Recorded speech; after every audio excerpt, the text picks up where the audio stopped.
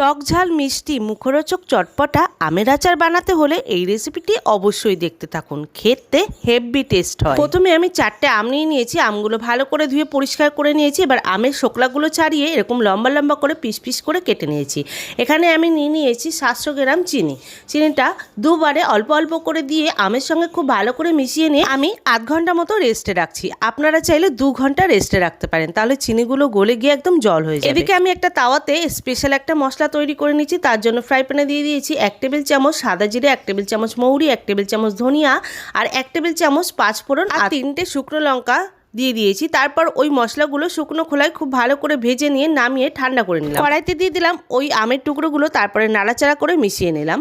দিয়ে দিলাম হাফ চামচ লাল লঙ্কার গুঁড়ো, 1 টেবিল চামচ 5 ফোড়ন, সামান্য পরিমাণে লবণ দিয়ে নাড়াচাড়া করে নিলাম। তারপরে দিয়ে দিলাম যে ভাজা মশলাটা তৈরি করে রেখেছিলাম, সেই ভাজা মশলাটা 2 চামচ দিয়ে দিয়েছি আর 1 টেবিল চামচ ভিনিগার দিয়ে খুব ভালো করে নাড়াচাড়া করে আমের আচারটা রেডি করে তৈরি হয়ে গেল আমার টক মিষ্টি ঝাল চটপটা আমের আচার। আপনারাও কিন্তু বাড়িতে বানিয়ে দেখতে পারেন, খেতে দুর্দান্ত টেস্ট হয়।